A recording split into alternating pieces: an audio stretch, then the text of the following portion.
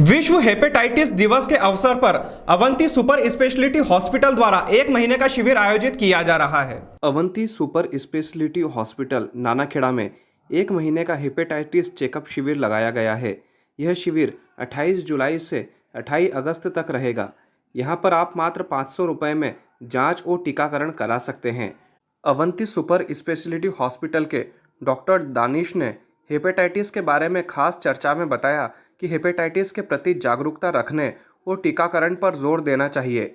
Hepatitis A से लेकर ई तक दूषित खाने और शराब जैसे गैर संक्रामक कारणों के कारण लीवर में सूजन आ जाती है, जिसे हेपेटाइटिस कहते हैं। ये 5 तरह के होते हैं: hepatitis A, B, C, D और ई। हर साल लाखों हेपेटाइटिस बी और सी से लोग शिकार होते हैं।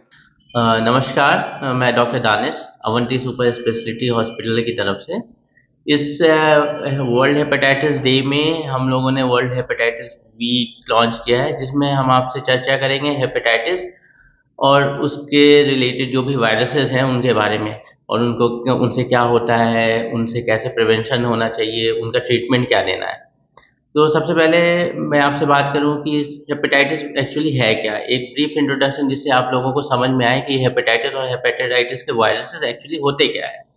तो हेपेटाइटिस एक टर्म है जिसका मतलब होता है लीवर में किसी भी तरह का इन्फ्लामेशन आना। लोकल लैंग्वेज में अगर बात करें तो लीवर में सूजन आने को हेपेटाइटिस कहते हैं। हेपेटाइटिस विभिन्न कारणों से होते हैं, और उन कारणों में अगर हम सबसे इम्पोर्टेंट कारण की बात करें जो कि किसी कीड़े और किसी कीटाणु की वजह से हो, तो वो वायरस है। और इन वायरसों को नाम दिया जाता है हेपेटाइटिस वायरस। ये वायरस बहुत तरीके के होते हैं: hepatitis A virus, B virus, C virus, D virus, E virus और जी वायरस। तो हमने इस वीडियो को कुछ पार्ट्स में डिवाइड किया है, और आज हम चर्चा करेंगे बेसिकली हेपेटाइटिस बी और सी वायरस के बारे में। तो हेपेटाइटिस बी और सी वायरसेस, जैसे मैंने आपको बताया कि ये वायरसेस के प्रकार होते हैं जो लीवर में इन्फ्लामेशन करते हैं और हेपेटाइटिस कॉज करते हैं। तो हेपेटाइटिस बी और सी एक वायरस है। ये अगर बॉडी में कभी आया किसी वजह से तो प्रॉब्लम क्रिएट होती है। तो हमें ये जानना है कि ये किन कारणों से हमारे बॉडी के अंदर आ पाते हैं।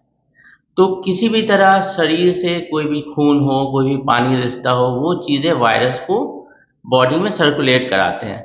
तो अगर आपने ब्लड ट्रांसफ्यूज़न करवाया है, अगर आपका इंजेक्शन लगा है आपको और वो वायरस, वो नीडल कंटेमिनेटेड है, इन्फेक्टेड है वायरस से, तो आपको वो वायरस होने की संभावना है। हेपेटाइटिस ए और ई वायरस के बारे में, तो क्या होते हैं हेपेटाइटिस ए और ई वायरसेस?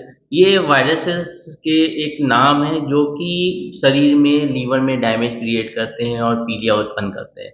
तो 2 वायरसेस एक साथ क्यों चर्चा कर रहे हैं, इसका ये रीज़न है कि ये दोनों वायरसेस आमतौर पे एक जैसे कारणों से फैलते हैं। आमतौर पे एक दूसरे से बहुत डिफरेंट नहीं होते हैं बीमारी क्रिएट करने में। जो साइन सिम्टम्स होते हैं वो एक जैसे होते हैं। इसलिए ये दोनों वायरसेस के साथ सारी चर्चा एक वीडियो में की जा रही है। तो सबसे पहले हम बात करें कि ये हेपेटाइटिस ए वायरसेस जो है और ई वायरसेस वो किन कारणों से फैलता है। तो आप अक्सर सुनते होंगे कि बच्चों में पीलिया हो गया है, बच्चों को जॉन्डिस हो गया है, बहुत तेज़ी से बहुत बच्चे में जॉन्डिस हो रहा है।